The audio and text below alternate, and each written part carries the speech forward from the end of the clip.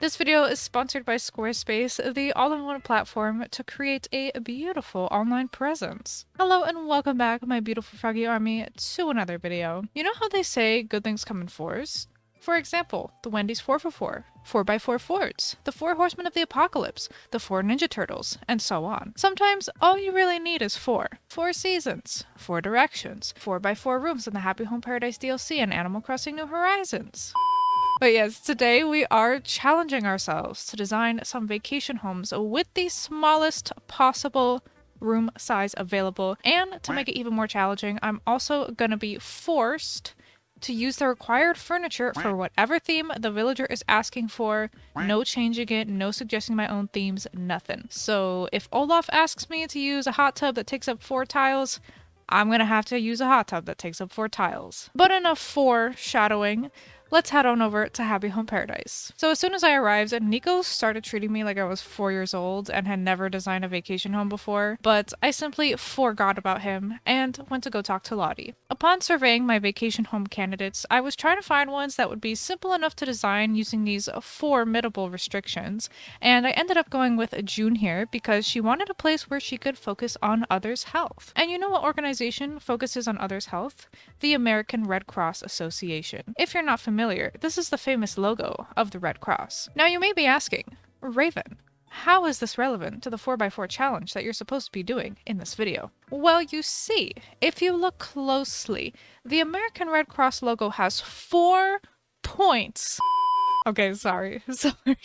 I'm done with the jokes. I'm done. I picked tiny little plots for all of these homes since I was not planning, and nor did I end up decorating the outsides of the homes, except for throwing like 1 or 2 furniture items on the floor so that they didn't complain, being like, wow, you didn't even touch the yard, it's not done. Here's what June gave me to work with: this medicine cabinet and this little desk. Not bad at all. After changing the room size, it's so small. I spent like 5 years trying to decide on a wallpaper, so while I do that, I wanted to shout out at Not Dr. Dodo on TikTok. I know that plenty of creators have done this 4x4 challenge and all that, but their video is what actually inspired me to make this video, and you should check out their account because their TikToks make me laugh. Anyway, I finally settled on this really pretty tile wall, but in an effort to make the room feel larger than it actually is, I wanted to add the little accent wall window illusion thingy with a really pretty view outside for June to look at. So I ended up going with this Meadow Vista wallpaper and adding the window stickers straight on top. Next, for the flooring, I didn't want it to be too dark and make the room like feel smaller, but I also didn't want it to be too light because the walls were already white. So I think I found like the perfect happy medium with the floor I ended up choosing, and it's kind of almost the same tone or shade that June's fur is, so I feel like it worked out perfectly. I put her desk right in front of the window so that she can have that gorgeous view while she's doing paperwork, and for lack of a better spot, I just shoved this medicine cabinet against the wall. I gave her a little chair, and I decided to add some pops of red in the room to match the little flower thing that's in her hair or fur. I also forgot to mention her initial request was a place to focus on others' health, and now it says my very own pharmacy. So I did end up making this like a pharmacist's office, I guess. I don't know why this office is located like in the middle of the mountains, but we won't question it. You know, June is just out here living her best life. So now I'm just adding decorations on the wall, adding those little pops of red, and I feel like it really complemented everything because there's a lot of like blue and green from the accent wall outside, so this way I was able to bring in kind of like a warm tone to balance out the cool tones. And I just think that using a color palette that's similar or like inspired by the villager who is requesting the home is just super cute. But anyway, after the final touches, here's how it came out. I really think the window illusion helped like so much with making this room feel bigger than it actually is. And I do in fact kind of use that technique for the rest of the builds in this video. I mean, if it works, it works, you know? I hope June loves her pharmacist office. Rent will be $5K a month. Thank you, June. After taking a break with Wardell to listen to the ocean, I learned some new soundscapes, and then it was on to the next client, Olaf, who wanted a night sky. But then once I sat down with him at Paradise Planning, he changed it to this. But we're going with the night sky idea, okay? It's relevant. So here's where the huge challenge was. Olaf only wanted 2 items to be included, but these are huge. And I just had to make it work, and I sort of did. As you can see, these 2 items take up literally half the space that I have to work with. Isn't that fun? I changed the time and the weather to like a cozy, snowing nighttime, really cute, added some mood lighting inside as well. And since Olaf wanted a night sky initially, I got inspired to give him like a fancy high-rise, like bachelor apartment kind of thing. So that's kind of the vibe for Olaf. I guess he works in like finance or does crypto or something. I don't know. Live your best life, Olaf. The only spot that didn't feel super awkward for the hot tub placement was right here, and even that is still awkward. Like, why is there a hot tub in your bedroom? What kind of architect designed this apartment building? Guarantee you it's still like 3K a month without electric or water included. I also added an accent wall just to break up the city stuff. Olaf vaguely looks like a distinguished gentleman, so I gave him a wall full of books. Hopefully he can read. I started to give him a little bedside table, but then remembered that I forgot to give him a floor, so we're changing that flooring right away. But from here, I just tried to think of things that would be in a Crypto Bros high-rise bachelor apartment. He's probably got a Rolex on display. He's got some fancy shelves that he got from IKEA. He has a picture of, I don't know, someone. Maybe they don't have a label yet. I don't know. There's definitely a lot of mood lighting. I was trying to play into that starry sky kind of vibe. Maybe he rides his bike to work, but it's gotta go in the window, That's the only place where it fits. Don't ask me how it works. So yeah, adding the rest of the decorations. This chandelier that I added is so pretty, and honestly, sometimes this game blows me away with how pretty it is. Like, the mood lighting in this build, it just hits different. Finally, after adding some steam to the hot tub, here we have Olaf's crypto finance bro high-rise starry sky bachelor pad apartment. Say that 5 times fast. I think it came out really good, even though you can't technically walk past the hot tub, but it's fine. Just get your feet wet and walk through it. What are you afraid of? I don't care that you have socks on. Just do it. Again, the window illusion, aka just the wallpaper design in this instance, really helps the room feel a little bit bigger. So thank you, wallpaper, for your service. But our work doesn't stop there, because it's straight to the next customer for me. Dora wanted a home garden, so let's get to work. I'm gonna be honest, this is my weakest design out of the houses I decorated today. I don't know if it was the items that she wanted me to use, or like the fact that I couldn't really put anything on the walls because then it would look like it was just floating mid-air. Actually, you know what? I think it was probably that. But regardless, I still think it came out cute. I gotta remember this is a challenge. This is not my full potential. And in case you couldn't tell, I tried to make the room look like it was literally a backyard. That's why I chose the wallpaper that I did. And I just tried to add things that seemed like they would go in a backyard garden. The brick accent wall is supposed to be the house that this yard belongs to. And I'm just now realizing that I could have added some windows on the wall. That would have made it look way more like a house.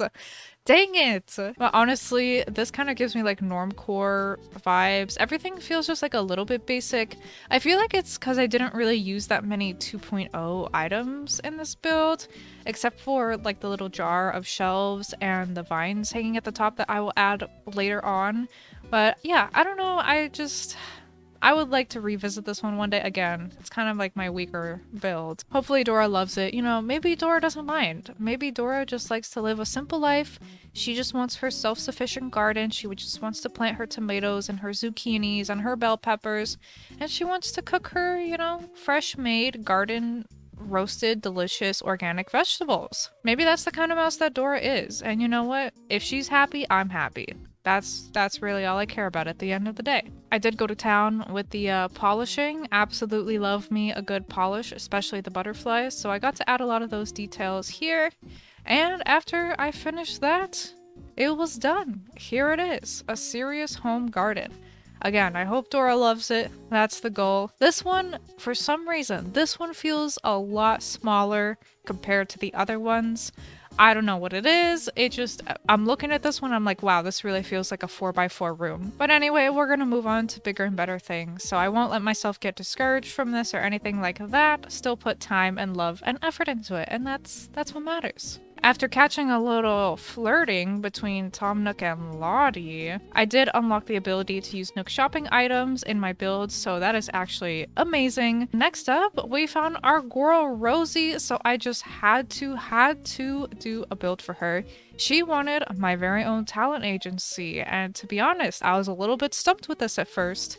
I didn't really know what to do. I did put that red carpet, a little pathway, just because I felt like that was appropriate.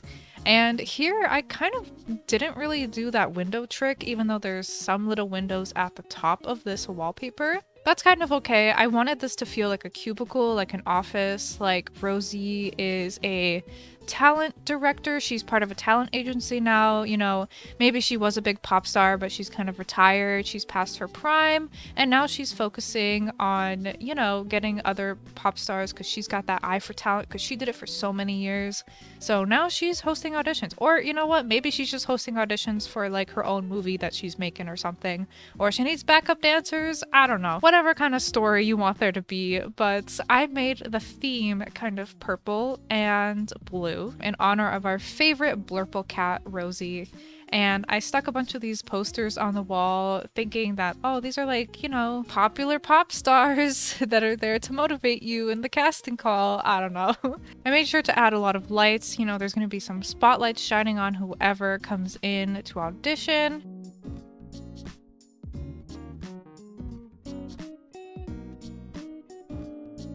And I ended up changing out these folding chairs for stools because I wanted to be able to place things on the stools. And I did go ahead and place down some gyroids as if they were auditioning themselves. I thought it was a really cute detail. And I really wanted there to be a little bit of movement in this build as well, since it felt kind of stuffy in the cubicle. So here's Rosie sitting in the director's chair, auditioning them. Isn't this the absolute sweetest? It's so cute. I love it so much. And even though Rosie told me that the build was too cluttered and I had to get rid of that little clipboard that was there, it still came out super cute. I really love it. This was definitely a little bit out of my comfort zone. I didn't really know what to do here. Rosie was kind of asking for an odd request, but I made the best of it and I think it turned out super cute. The little gyroids are just 10 out of 10. Chef's kiss. I absolutely love those details, them auditioning. Oh my goodness, I can't believe that came out of my brain. So I hope one of them lands the role, lands the gig, whatever it is. And yeah, that's our last build of this video. Now, let's have a little chat about our sponsor for today's video, Squarespace. Listen to me, okay? Do you need to make a website? Do you want a lot of features? I got you. Squarespace is the all-in-one platform for building anything website, portfolio, online shop related, you name it. They got cute looking templates to help you get started, and they have pretty much any feature you could want for your website, like gated member areas so you can better connect with your audience, and extension integrations that can do all kinds of businessy things for your shop, just to name a few. It was super easy to set up my little landing page website with all the details about me that you need to know. And to get started, all you gotta do is head to squarespace.com for a free trial, and whenever you're ready to launch, use my link squarespace.com/froggycrossing to save 10% off your first purchase of a website or domain. Thank you so much to Squarespace for sponsoring this video. This was honestly such a fun challenge. I had an absolute blast decorating these homes.